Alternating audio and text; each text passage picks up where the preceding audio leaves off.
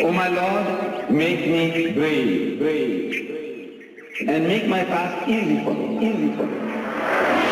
Faith, step onto the cloud of Islam, and you will discover the light of Iman. Proclaim this message entrusted to you, and the cloud of Islam will carry you. The label. If the label shows your intent, wear it. There's a label here. People know what you are, what you stand for. The younger generation, they say Islam is not in your head, Islam is not in your beard. Very clever. And I want to tell them, put it on. In your buses, in the trains, wherever you are, put it on. That's your time now. This label, don't throw it away. Preserve it. Encourage your children to have it.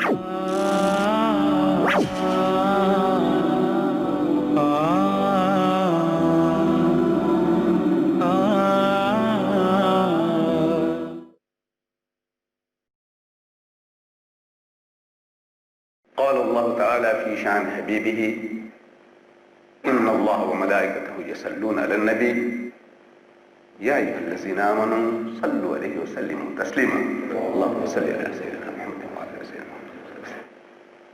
أعوذ بالله من الشيطان الرجيم بسم الله الرحمن الرحيم وإذا حييتم بتحية فحيوا بأحسن منها أو ردوها إن الله كان على كل شيء حسيبا صدق الله العظيم. My dear brethren, I begin with Assalamu alaikum wa rahmatullahi wa barakatuh. I want you to bear this in mind, that I started with salam. Usually this is not my practice. Not that I do not wish salams to my audience, no. It's a matter of habit. I'm used to reading a verse from the Quran and get stuck into the subject straight away. No beating around the bush. But for some special reason, I started this talk with salam. And I will tell you why as we get along. I will come to it. Why I said salam alaikum at the beginning. Though I'm not averse to other people starting with salam. Good, beautiful. But I said it's out of habit. With me, I read an ayah and I start talking about the ayah. Where does the ayah come from? This, that, what it means, and on into the subject. But I had a special reason. But before I proceed, I also want to congratulate this Jamaat for that little plastic sign, heels on line. Will somebody please get it for me? They're from the wall there. Heels on line. That's right. Shukran. Very simple thing. You know, this idea about heels on line, I have been wanting to talk to my brethren. Because in the Jummah Masjid Durban, we have Masjid Jummah Masjid. The largest in the southern hemisphere is in Durban. And we have problems with the line. You go to Saudi Arabia, you have problems with the lines. You go to England, America, the Muslims, they have problems with the lines. And I want to tell them why you are having this problem. But I don't want to appear as, look, this clever guy now comes along from Africa and is telling us why we can't get the line straight. For 1,000 years, 1,400 years, we got Islam with us, and this guy here, this Hindi, this Indies fellow comes along and is telling us now, he said, look, the problem with you is that certain basic things, fundamental things, elementary things you haven't understood. That you're not getting the line straight. Because you want to get your line straight with your toes. I said, you know, some people wear size 5 shoes. Some people wear size 10, 10 and a half, 11. I wear 9. Can you see the difference now? Immediately, as soon as you get onto the line with your toes, you are out of line. As you put your toe, I'm wearing size 9, you're wearing size 5, another guy's wearing size 10 and a half, 11. The line is out. The heel. See, I have been training in the brigades. I was with the Pakistan National Guard. And I know when you say shoulder to shoulder, it's the heel that counts. Because the heel can't go out. You see your heels and everybody's heel is come perpendicular, straight up. Shh. Now, I'm telling all this. You know why? It's being recorded. This tape, inshallah, will go to the West.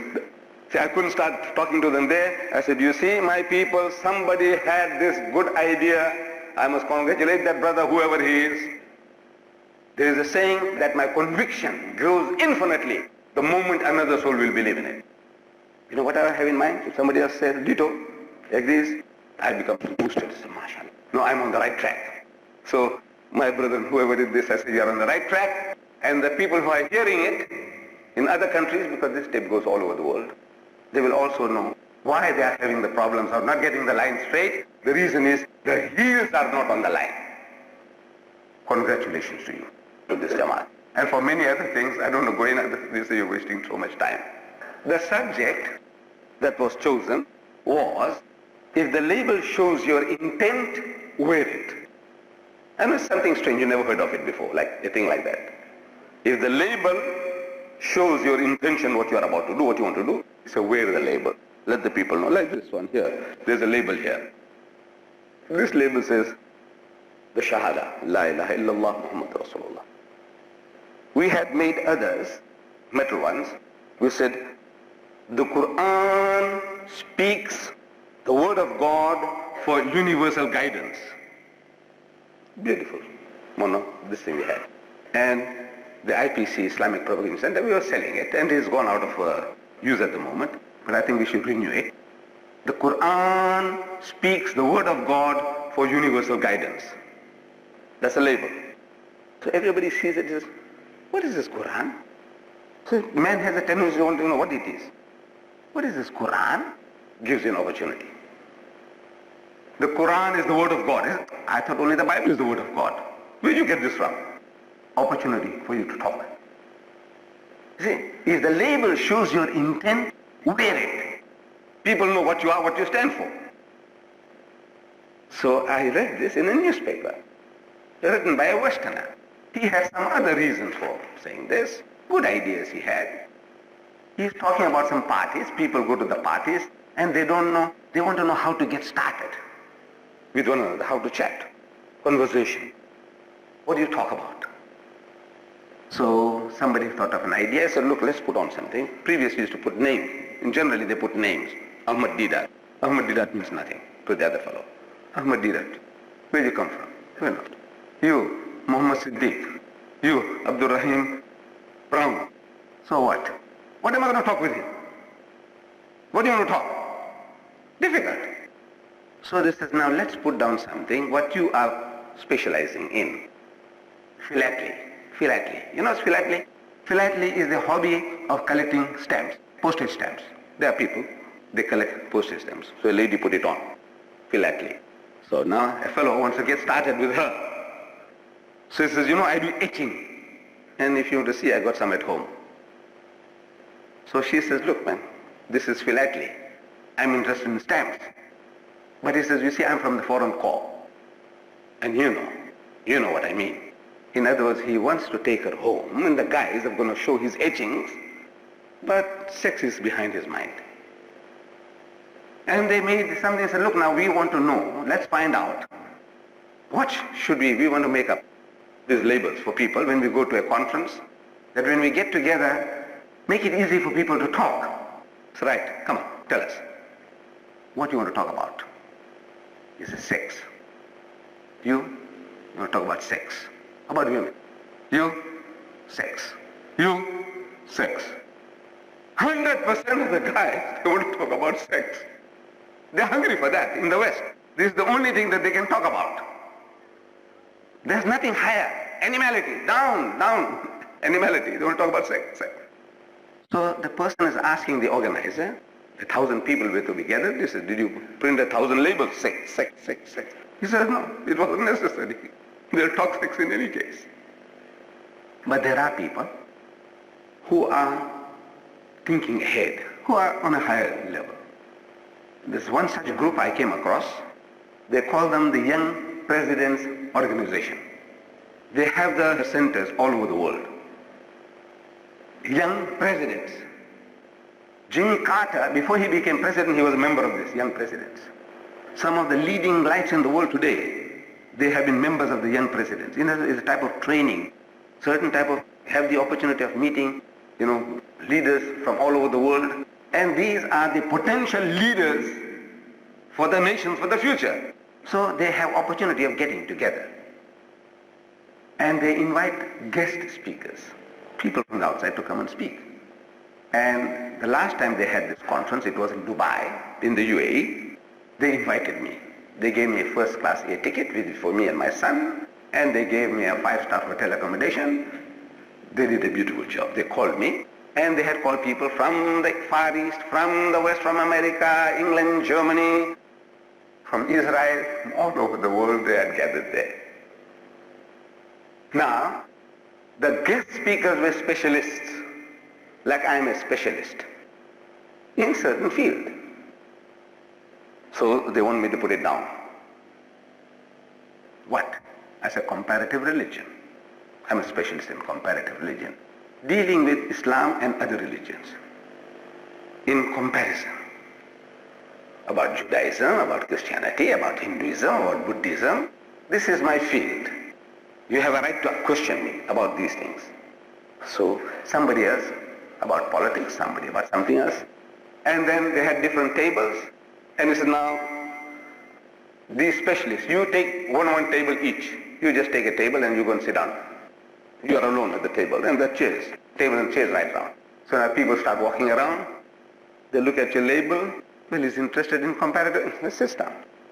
Somebody is not interested in that. He goes and sees the others. He says, I want to go and find out something about this politician. Let me tap him. Tap his brains. And so on and so on. So I have my table full. Everybody has his table full. The label shows your intent, what you stand for, what you want to share. So get started straight away. As soon as you sit down, right, they have some questions. What is the difference between Islam and Christianity? What is the relationship between Islam and the other religions? Now this is my field, so I'm at home. You see, I feel happy. I don't have to fumble. I'm a master of this game on that level. You ask me about fatwas. Why you cut the throat of the chicken? I said, go and ask the Imam. He said, look, he doesn't know. I said, replace him, get rid of him, get another guy. Why you circumcised? I said, look, let the non-Muslim ask me. You want to know? You go and ask the alim. About sighting of the moon? I said, you ask your alim. He's your man for you. You see? About talaq? I said, you ask your alim. Let the Christian, the Hindu, anybody else, let him ask me. I can deal with him. Our own, I said, look, we have better men than me. Ask them. This is a world of speciality, world of specialization. I have specialized, therefore people want me for this specialization. So mine is comparative religion.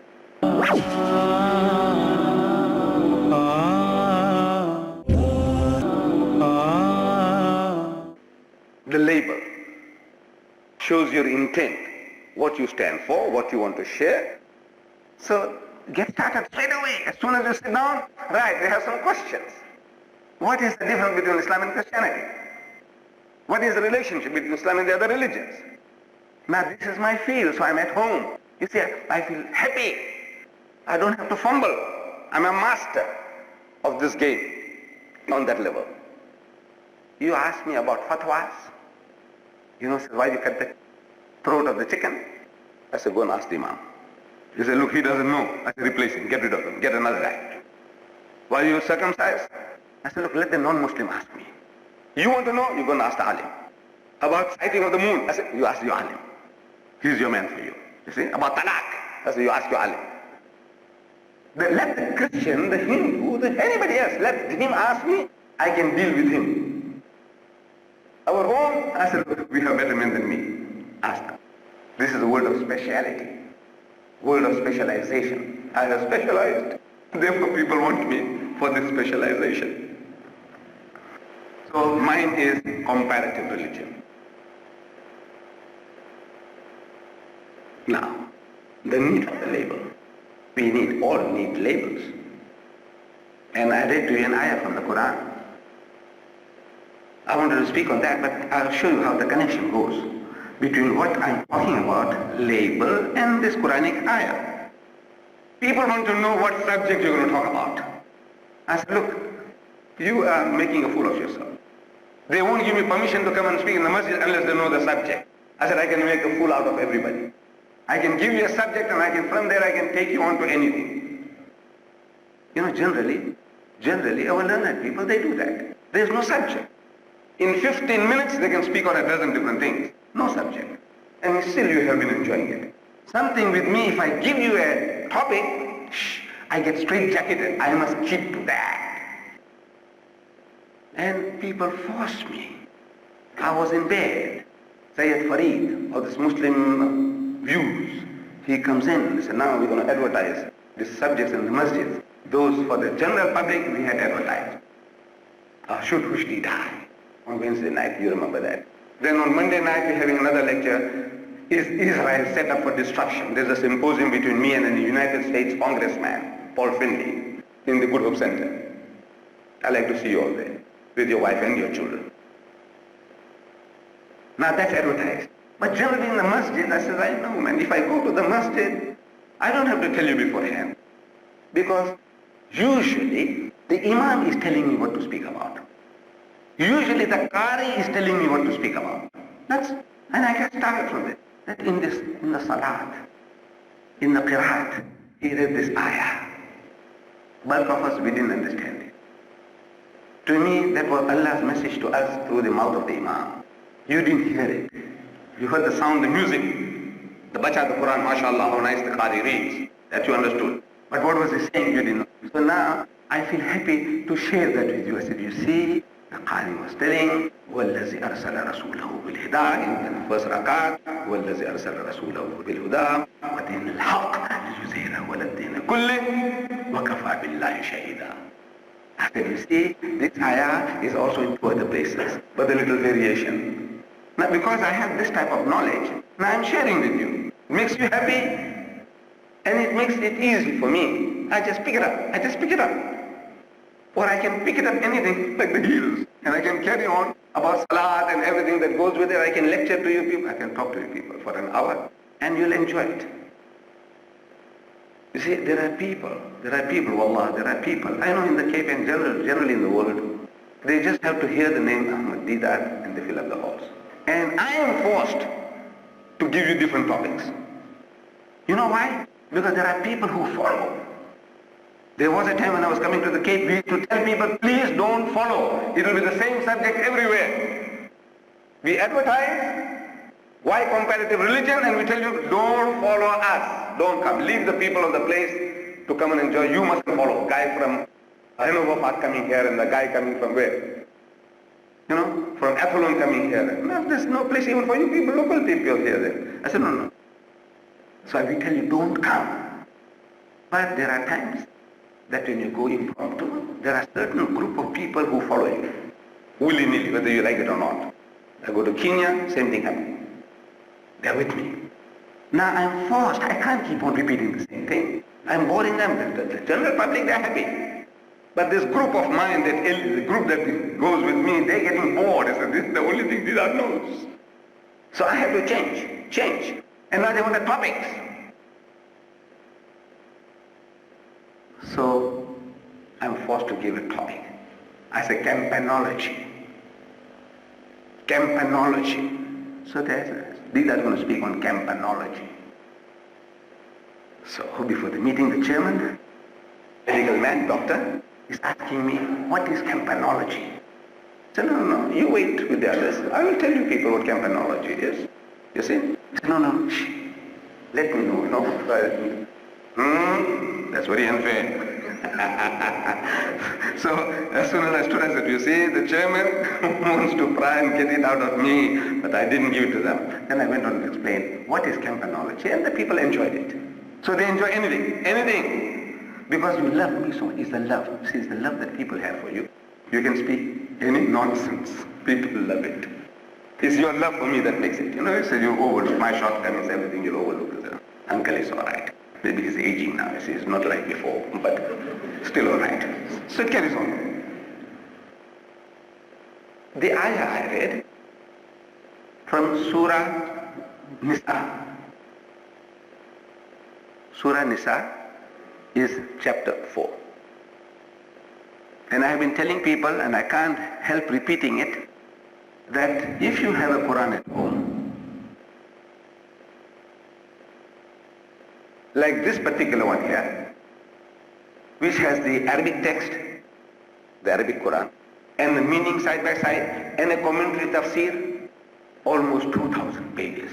Actually 1,920 pages. It looks small because they have used what is called fine Bible paper, expensive paper they have used, so it's compact.